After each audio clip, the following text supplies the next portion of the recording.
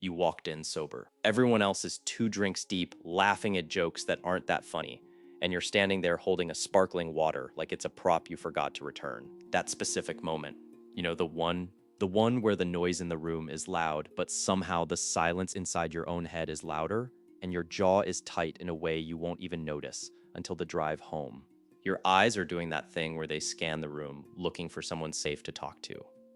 Your brain is already running a full internal audit of every social miscalculation you've made since 2014. You haven't said a single word yet, and somehow you already feel like you're doing it wrong. In the next few minutes, I'm going to break down the exact reason sober people feel invisible at parties, and I'm going to hand you a framework I call the frequency match that turns that static, low-grade, awkward tension into something that actually looks like magnetism. No alcohol required. Stay with me. Oh Lord, it is good to be here with you. Welcome back to the Confident Connection Lab. Genuinely glad you showed up. And if you've ever walked into a social situation completely clear-headed while everyone around you is already operating in a different gear, hit like. It tells the algorithm we exist. It tells me you exist. Either way, it matters. It was a rooftop party in October. One of those situations where someone strings Edison bulb lights across a terrace and suddenly everyone feels like they're in a coming-of-age film they didn't audition for. I had been sober for 3 months at that point. Not for dramatic reasons, just decided I wanted to see what life felt like without the chemical buffer.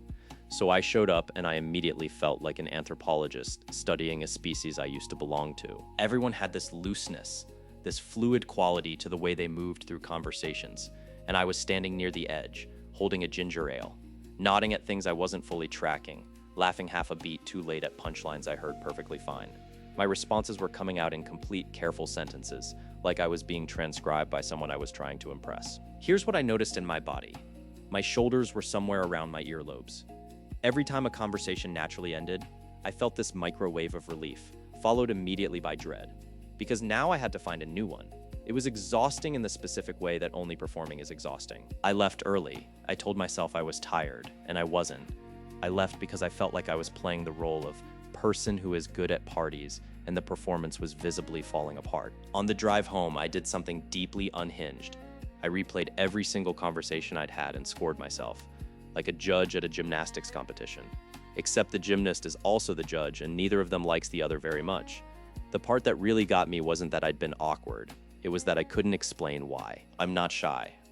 I'm reasonably funny when I'm actually comfortable. I know how to hold a conversation, but something about being the only clear, unfiltered signal in a room full of social static had made me retreat so deep into my own head that I might as well have been home alone, which honestly sounds incredible, but that is very much beside the point. Here's what I eventually figured out, and it took longer to understand than I'd like to admit. There's a concept in social psychology called social entrainment, the phenomenon where people unconsciously synchronize their energy, pace, and emotional state with the people around them. It's why you start speaking faster when someone who talks fast calls you on the phone, or why you leave certain people feeling like you've run a marathon when you've only been sitting in a booth for 40 minutes. I call it the frequency match because that's exactly what's happening when you walk into a social space.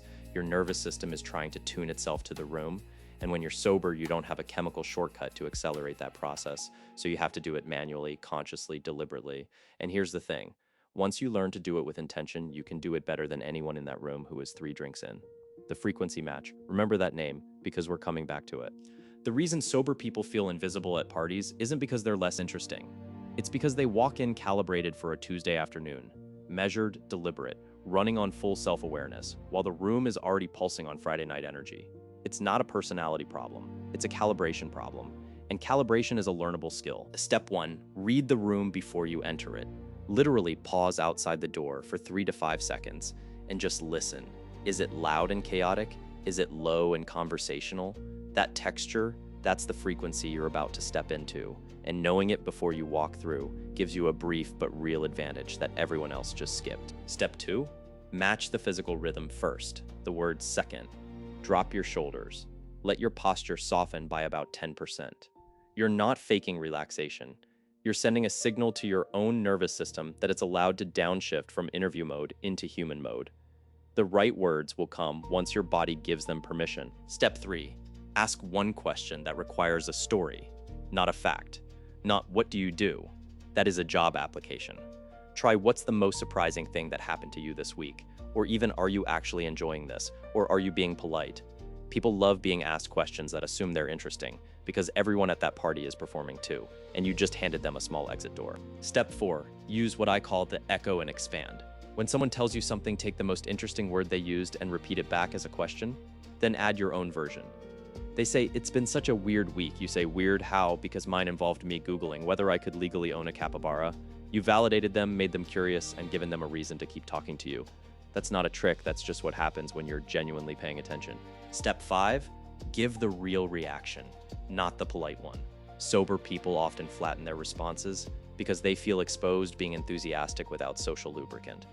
If something is genuinely funny, laugh fully. If something surprises you, let your face actually show it. Authenticity isn't louder when you're drunk, it's just less monitored.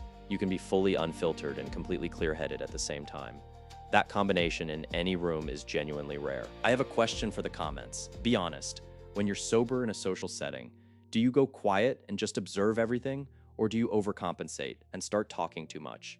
I'm a classic over-explainer. I treat silence like a structural emergency that will collapse the entire gathering if I don't personally address it. Tell me yours below. I actually read these. Now that you know how to match the frequency, you need to know what to do when the conversation stalls and the silence starts to stretch. I covered the exact method for turning those heavy pauses into actual connection in the next video. It will change the way you relate to silence in social spaces forever.